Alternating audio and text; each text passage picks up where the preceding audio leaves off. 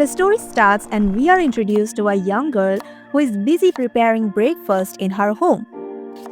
After finishing her cooking, she takes off her apron and heads to the living room, where she stands in front of a closed door. With a soft sigh, she knocks twice on the door, but there is no response. Determined, she opens the door and steps inside, where she finds her father, Lee Do-jun, sleeping soundly.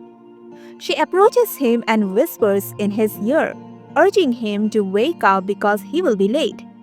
Her gentle voice startles him awake, and he responds with an awkward smile, acknowledging her concern. This brief interaction highlights the warmth and affection in their father-daughter relationship.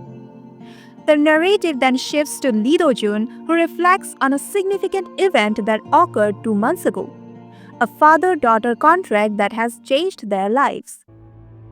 The story is set in a world that has been transformed by the appearance of mysterious portals known as rifts. These rifts have brought forth dangerous monsters, leading to the rise of individuals called hunters, who are tasked with fighting these creatures. In this new reality, people can see their abilities and skills displayed through status windows, which shows their strength and weaknesses. Lee Do-jun, after completing his military service, he became a civil servant in the Rift Management Department, where he is responsible for overseeing the hunters and managing the threats posed by the rifts. However, just before his first expedition, tragedy strikes when he is hit by a truck while crossing the street, leaving him unconscious. In a twist of fate, Do-jun finds himself transported to a different world known as the Marine world. Here, he faces numerous challenges and dies multiple times. However, he gains a unique skill called Pocket Watch, which allows him to return to the day before his death each time he dies. This ability enables him to learn from his mistake and ultimately become a powerful warrior, earning the nickname Heavenly Demon. After enduring many trials, he finally returns to Earth, where he wakes up in a hospital, having miraculously healed from the life-threatening injuries in just 1 day. As he leaves the hospital, Do-jun contemplates his life choices and expresses a desire to live an ordinary life despite his newfound powers. When Do-jun arrived at the Rift Management Department, he is met with astonishment from his co-workers. They notice his physical transformation and newfound confidence, and they question how he could have changed so drastically overnight. Despite their skepticism, Do-jun confirms his identity through the fingerprint scan which matches his records. Do-jun leaves the office still grappling with his lost memories and mysteries of his past.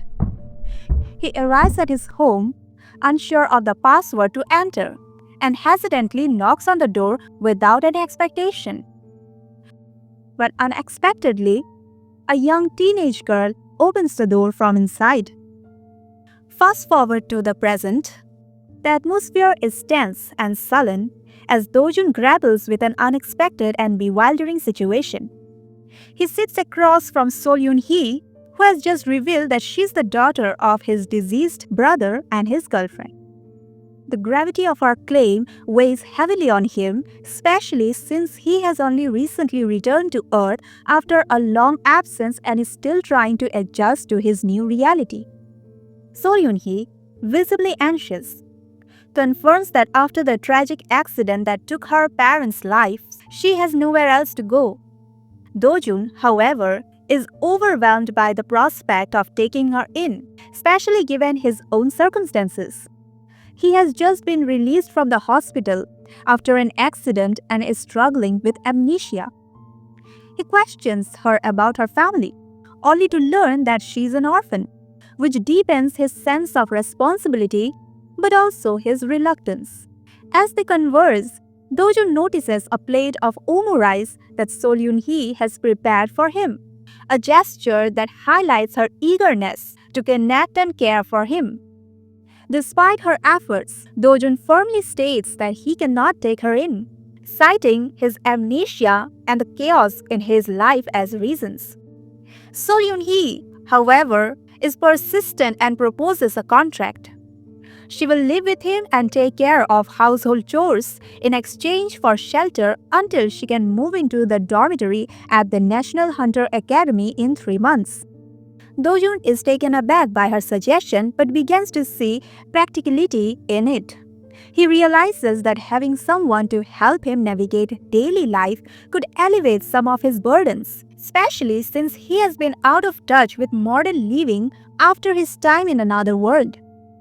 After some contemplation, he agrees to the agreement, and they began drafting a contract together. This moment signifies a shift in their relationship as they move from strangers to a makeshift family unit. Once the contract is signed, So Yoon-hee expresses her gratitude and excitement, asking if she could call him father, to which he agrees. As they prepare to go grocery shopping, Do-jun hands her a card, indicating his willingness to support her in this arrangement. During their shopping trip, So Yoon-hee takes charge, suggesting that they buy more vegetables to improve Do-jun's diet. As they navigate the store, a sudden disturbance occurs. A rift opens nearby, and a goblin emerges, causing panic among the shoppers. So Yoon-hee quickly reacts, pulling out her mana gun, a weapon used by hunters, and efficiently dispatches the goblin with a single shot. This display of her skills not only highlights her confidence but also reveals her identity as a hunter, which adds another layer to her character. After the threat is neutralized, So Yoon-hee scolds Do-jun for not staying away from danger, emphasizing her protective instincts. Do-jun, in turn, acknowledges her concern and promises to be more careful. 3 policemen in battle suit rush into a store, ready to confront a monster.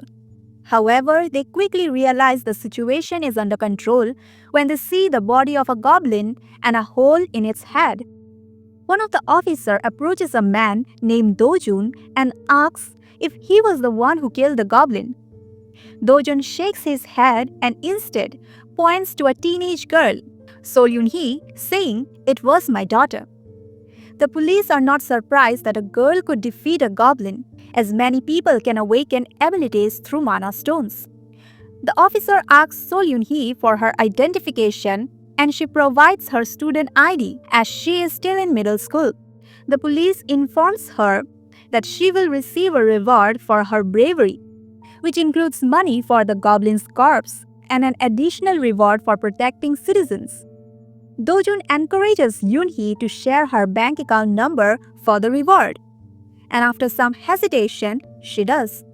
Later, after returning home from grocery shopping, So Yoon-hee receives a message that 150,000 won has been deposited into her account, 50,000 won for Goblin's mana stone and 100,000 won as a reward.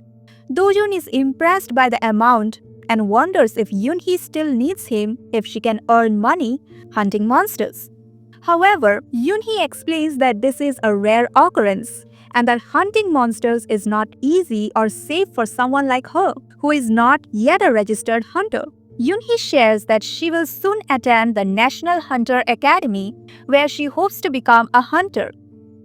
Do-jun finds her aspirations admirable, but he notices that she lacks any cultivation techniques which are usually necessary for absorbing chi from dungeons. Despite this, Yoon-hee is excited about her future and playfully insists that Do-jun should be nice to her because she might become famous.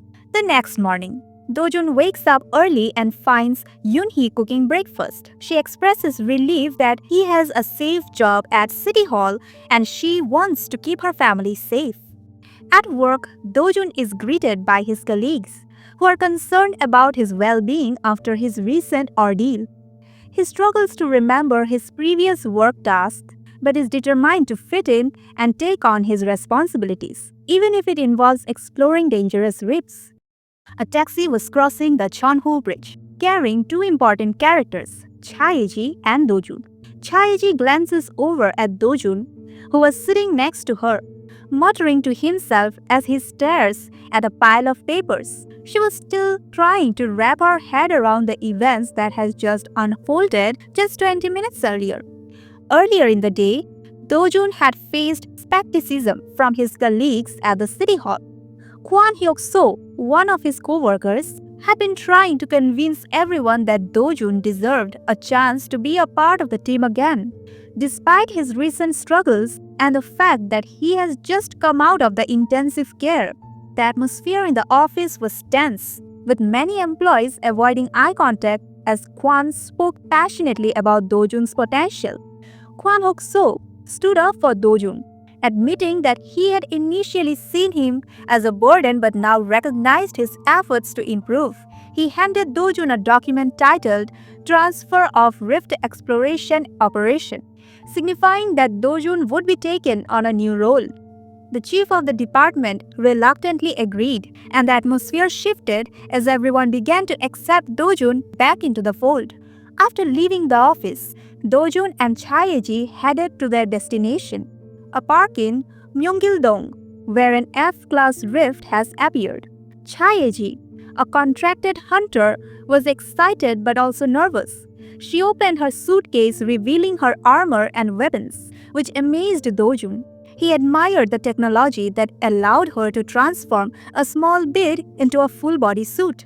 As they arrived at the park, they were met with a large crowd and various officials trying to manage the situation. Chaeji donned her suit and they prepared to enter the rift. Just as they were about to go in, a man named Nahanjong approached them. Someone from Chaeji's past. He mocked her for being a contracted hunter and belittled Dojun, assuming he was just an ordinary civil servant. However, Dojun surprised everyone by standing up to Nahanjong. When Nahanjong grabbed Dojun by the collar, Dojun calmly warned him to let go. In a moment of unexpected power, Dojun used a technique which made Nahanjong tremble in fear. The once arrogant hunter found himself paralyzed by fear, even losing control of his bladder. With Nahanjong humiliated and on the ground, Dojun brushed off his shirt and turned to Chaeji, urging her to move forward into the rift. Chaeji, still in shock from the encounter, followed him inside, leaving Nahanjong and his bewildered guide members behind. As they entered the rift, Nahanjong's fellow guide members were left confused, questioning what had just happened. Nahanjong, shaken to its core, realized that Dojun was not just an ordinary man but someone with immense power. Dojun and Chaeji found themselves inside an F-class rift in Myeongil-dong, Gangdong-gu. The landscape was simple, a vast grassland where groups of goblins, the weakest monsters, roamed. Dojun, equipped with the special tablet called the Space Tab, began the process of registering the rift. The app chimed to life, guiding him through the steps to document the exploration. As they prepared to explore, Chaeji, a contracted hunter, was determined to protect Dojun, who was a civil servant. She felt a mix of excitement and pressure, knowing that F-class hunters were often seen as mere porters. However, she was grateful for the opportunity to work with the city hall. Inside the rift, they encountered other hunters, many of whom were amateurs, drawn by the rumor of the F-class monsters. Chaeji checked her status on the tablet, revealing her skills and level. Despite having an impressive S-class skill called Scholar's Swordsmanship, she struggles with practical combat and was classified as F-class due to her inability to manipulate mana. Suddenly, Dojun snapped Chaeji out of her thoughts as a goblin attacked her. She quickly swung her sword, taking down one goblin, but another was about to strike Dojun from behind. To her surprise, he effortlessly dodged the attack, raising questions about his true abilities. Chaeji managed to defeat the remaining goblins, but she felt embarrassed for not being more focused. As they continued their exploration, Dojun's uncanny ability to evade attacks from the goblins left Chaeji puzzled. It seemed as if he had a sixth sense, always knowing when to move. After 2 hours, they confirmed that there was no boss monster in the rift. which meant that it would remain open but not pose a threat to the outside world. Dojun calculated the number of goblins they had defeated, revealing that Chaeji could earn a substantial amount of money from their efforts. However, she expresses that it wasn't just about the money. She wanted to belong somewhere and be a part of a team. Before leaving, Chaeji confronted Dojun, asking if he was hiding his true strength. He brushed off her question with a smile, leaving her even more curious about him. Later that evening, back at the office, Dojun submitted a detailed report on their exploration, impressing his colleague Kwan Hok-so with his thoroughness. As the office emptied, Chaeji lingered, wanting to spend more time with Dojun. When they left the office, Dojun noticed Chaeji following him. After a playful countdown, she revealed that she wanted to discuss his strength further. Just then, her stomach growled, prompting him to invite her to dinner at his place. Dojun agreed, but he warned her to keep their work a secret from his daughter, who thought he was just an ordinary civil servant. Chaeji was surprised to learn he had a daughter, as he looked quite young. As they arrived at Dojun's home, he rang the doorbell and his daughter, Sol Yun-hee, opened the door. Her expression changed to one of shock as she sees Chaeji standing beside her father, setting a stage for an intriguing encounter. Dojun returned home with his colleague, Chaeji, only to be met with a cold stare from his daughter, Sol Yun-hee. She asked, "Father, who is this?" And Dojun felt an unusual sense of danger in her tone. Chaeji felt awkward, introduced herself as Dojun's colleague, but Sol Yun-hee's demeanor remained suspicious. As they entered, Chaeji complimented the cleanliness of the house, but her casual demeanor changed when she accidentally clung to Dojun, causing Sol Yun-hee to separate them, visibly annoyed. Sol Yun-hee insisted that they could only stay for tea, but Dojun, wanting to have dinner together, asked her to prepare a meal for all three of them. This made Sol Yun-hee puff up in frustration, leading Dojun to wonder if she was going through puberty. An awkward silence filled the room as they ate. Chaeji tried to break the ice by complimenting Sol Yun-hee's cooking, only to find out it was store-bought. The conversation turned to Chaeji's hunter's equipment, which piqued Sol Yun-hee's interest. Chaeji excitedly explained her role as a hunter, but quickly realized as she had revealed too much when Dojun's chopsticks broke in surprise. Sol Yun-hee, now suspicious, questioned the nature of their relationship, leading Dojun to cover for Chaeji by saying that she was working a side job. Sol Yun-hee's attitude shifted when she learned that Chaeji was a hunter. She expressed admiration and excitement, revealing her own aspirations to become a hunter and attend the National Hunter Academy soon. After dinner, Sol Yun-hee saw Chaeji off at the door, expressing that she had a great time, but playfully reminded her that she still didn't like her. The next morning, Dojun arrived at the office early. His colleague, Kwan Hyuk-so, was already hard at work, and they shared a friendly exchange. The chief manager, Kang Chul-so, arrived, still smelling of alcohol from the night before, and praised Dojun for his impressive report on the rift exploration. Kwan Hyuk-so welcomed Dojun to the team, acknowledging his hard work. As the day progressed, Chaeji couldn't help but stare at Dojun while doodling in her notebook. Kwan Hyuk-so handed Dojun a schedule for the upcoming Hunter Rating Assessment, an important event for all hunters. This assessment determined their rankings and could lead to transfer between guides, which worried Kang Chul-soo. Chaeji expressed her concern about the assessment, feeling stuck as an F-class hunter due to her inability to manipulate mana. Dojun encouraged her to try her best, believing that she could improve her rank. He reassured her that her ranking would also affect his work as he was assigned to her. Chaeji blushed at his words, realizing that Dojun valued her presence. He thought about how her rating wouldn't affect him much, but he still wanted to help her a little. With that, he decided to offer her some advice, hoping to support her in her journey as a hunter while maintaining his own quiet life.